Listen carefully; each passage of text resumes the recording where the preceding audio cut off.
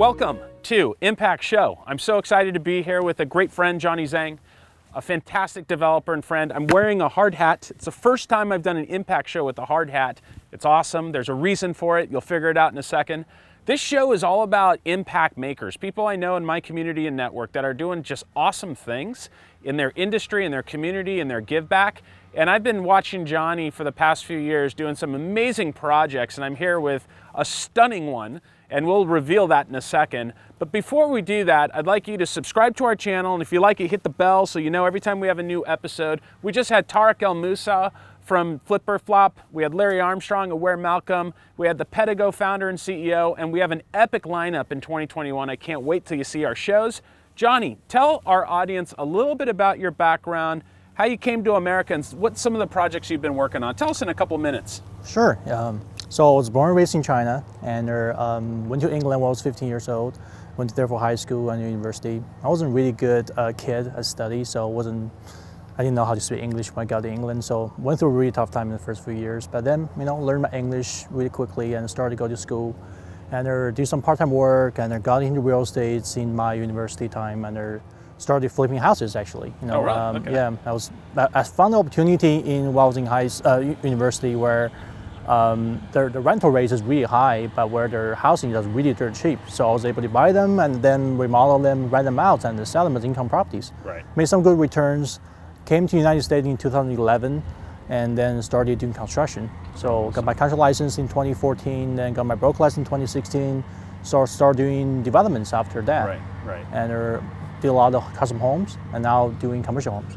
Awesome. So Johnney, what was the precipice when what inside you made you want to go into real estate instead of engineering or hospitality? What was it in England that you were drawn to real estate? What was it about that? My family's been in real estate. So I grew up with my family, we involved in real estate, we did everything. We did the hotel complex, we did the industrial complex, we did apartment buildings back in China. I was born and raised in Wuhan, so we did a lot of projects in Wuhan. Wow. I just liked what I do. And I see something from ground up, and it's just a whole different experience. Plus you're creating something unique. Right. It's like your baby. Every project you do is your baby. Right. So it's exciting. Yeah, my wife and I, we went to China for a month. It was one of the greatest trips I ever taken. And I'll never forget, from whatever city we were in, from the smallest cities to the largest cities, the buildings and the architecture was just off the charts. Do you feel that China has some creative advantage as far as the architecture or design that they build, or is it less regulations? Why is their skyline so different than other parts of the world? I'm just curious. Believe it or not, actually a lot of those projects are designed by American architects. Oh, okay. They don't get built here in America, I guess either there's a budget problem or other problems. China is a growing country, it's not a developed country, it's a developing country. So there's a lot of support from governments, substitutes. Right. So they have a lot of fundings from governments for housing too, and there's a lot of populations. Right. So all the housing projects get a lot of support from governments. So they have a lot of budget to do it. So the things that were designed here actually in the United States could not get built here, but all get built in China. Right. And so when you came from England over here to the United States, you discovered you had that flipping background, kind of like Tarek does with Flipper Flop, and you decided, you know what, I'm gonna settle here in Southern California. I know your offices are just around the Diamond Bar area, and then you're gonna find infield projects and you're gonna start development. I know your business and projects are mixed use. You've got everything from retail to commercial to residential. Can you talk to me why you're so diverse and not just in one specific thing? Well, I believe real estate has value in every asset class, like office and their residentials. They all have their different charms. I like to get my hands on every of them. My criteria is as long as they make profit and they're cool, I'll do it. Right. So it's pretty simple. Does it just gravitate to you where you're like, that project I can see great potential in, because your returns are strong at your business? How are you able to find something so unique? Do you have brokers and people that work within you, or are you searching online? What's the magic? Actually, I don't. I know I read the same information everybody read. I work with brokers, I work with other information everybody have. I just have to spend a lot of time. We go through those information. There's a lot of bad information out there. You just have to filter through them and find the best one. You have to have a division. Right. You have to know what you do. For example, these projects. Right.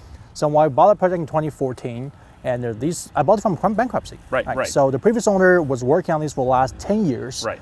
And they're trying to get through coast commissions. They couldn't get it. They actually sued the coast commission, spent a couple $1 million, and couldn't get it through. So I bought it, and because nobody else wanted it. They didn't want the project, but nobody else thinks they want to take that risk to get it through. Right. I bought it. I was like, you know what? It. I'll work it. Right. Without even having a plan to how do I get it done? Sure. And actually, before that, I've never heard of coastal commission. What is coastal commission? We don't have that in China. We don't have that in England.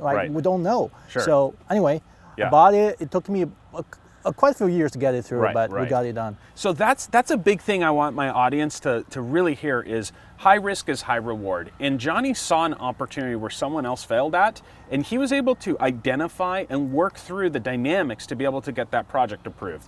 And where we're standing right now is almost 15 acres of earth that Johnney now owns. And he was able to work with government officials and public-private sector to get all this land. And I was born and raised in Orange County. I know real estate very well here. I actually develop homes as well. And when I saw how much earth was moving here right on the coast, I was just drawn to this, thinking, wow, this is a spectacular residence that you're building.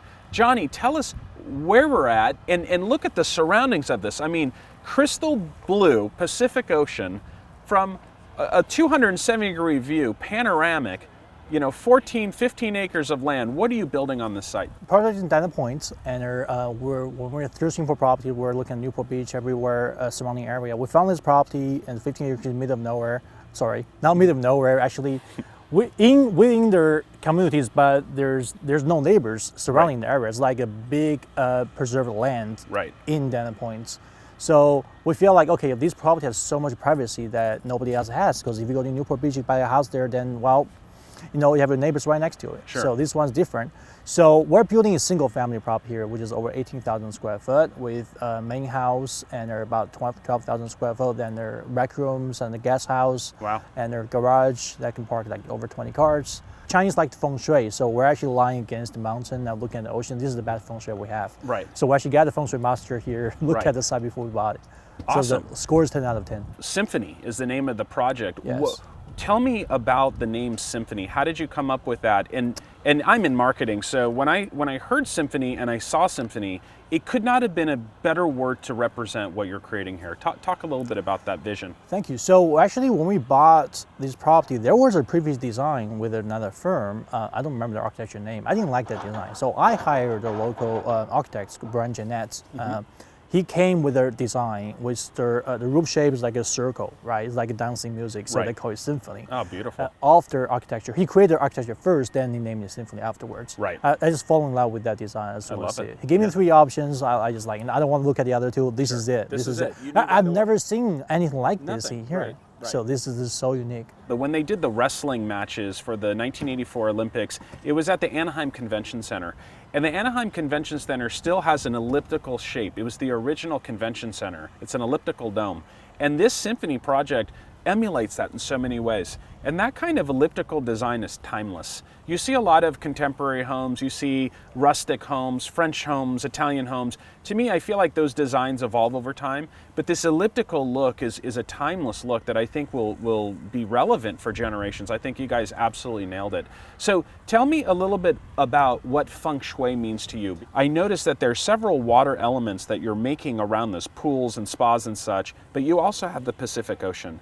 Can you educate our audience as to what feng shui is, coming from the Chinese root, like you're saying, but what your vision of feng shui is for this incredible project? So feng shui is a science. It's not a specific thing. It's a science. So Chinese ancestors designed this system where they look at their surroundings, everything around you, to see if they can get energy, like positive energy, stay in the house within the property. So with a property with good feng shui, you'll be healthier, you'll be luckier, you'll be happier when you live here.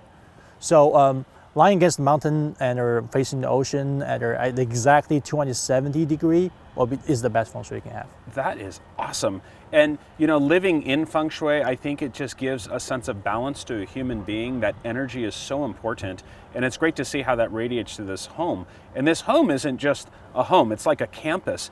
What drew me so much to it is all the natural land it comes with.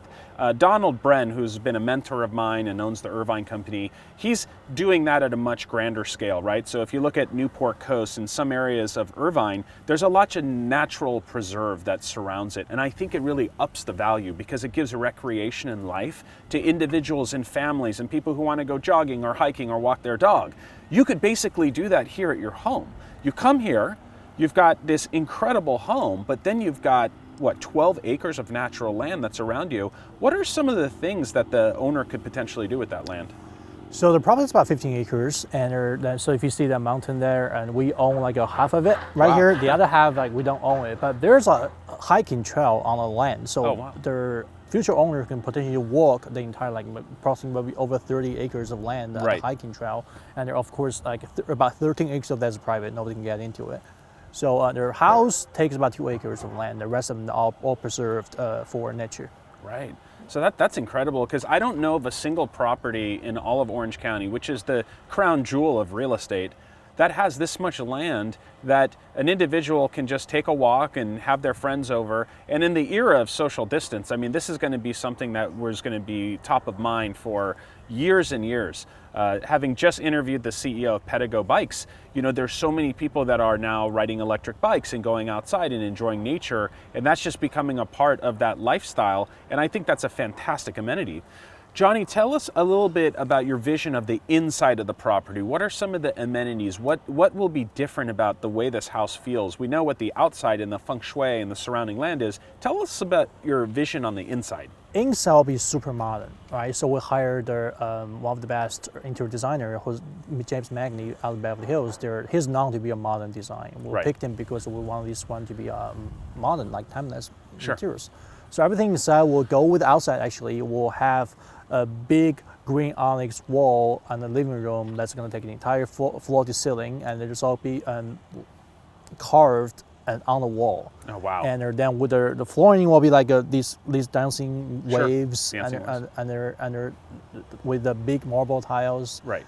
And we have 2 kitchens. You know, it's Two Chinese. kitchens, One's Western, one's Eastern. There you go. And then what big room movie theater. Right. And with the modern technologies. Right. Yeah, and we have their pool, which is outside of it, not inside. But then the pool is having connected with the ocean. If you Oh, look at that's the pool and the swim right here, you will feel like you're swimming in the ocean. Oh, that's an incredible vision. I can't wait to see it all come together. So tell us a little bit about the timeline. This isn't something that can be built in a few months. How long until you see the completion of this project, and what's your vision there? It took us about 6 years to get entitlements, and that's between coast commissions and their city of Dana Point delays. But we started construction in early of this year, so we think it might take about 3 years to finish. Okay. So anticipating finish time will be 2023. 2023. Yeah. Awesome. And you know, real estate has seen all-time records, and Tarek and I were just talking about how I think real estate is the greatest investment, because if you have a stock portfolio or equities, there's no emotional connection to your investment. But when it's real estate, you can actually live in a home. You can have dinner with your family. You can go on a hike in your backyard. You can go swimming. Every moment, every breath you take, you're getting value out of that real estate. But what's even better is the compounded return. I very rarely hear of people saying, oh, I lost big on that home that I just built or that I just purchased. And we know when things are so overpriced that it doesn't make sense. But I'm starting to see projects that are just 1 acre, a couple zip codes north of us, that are going in the $60, $70 million range. And this is 15 acres of unobstructed crystal blue Pacific Ocean. I think this is going to be a project that is not just a great lifestyle for the occupant, but it's going to be a fantastic and safe investment. And having lived in San Clemente, which is right next to where we're at here, I've had nothing but a fantastic return on life investment living in South Orange County. And I think this whole area, this whole region is the next big thing. Newport is all built out. Irvine Company has done a good job with the state to preserve all that land. You can't put any homes on it. So everything is moving south, and again, to get this much land and to build a single family residence will be a spectacular value for whoever ends up being here. And it's great to have you here so early in the project, and I'm excited that IMA gets to be the one to release this project to the world in this capacity, because in my opinion, I know a lot of things going on in Orange County. This right here is the best kept secret in Orange County. And Johnny's a fantastic friend of mine and a friend of the community, very involved with the organizations that I'm involved in, the IMA. He's a great mentor and someone that's available to you. If you have any questions or you want to do business with Johnny, he's always available and he always responds.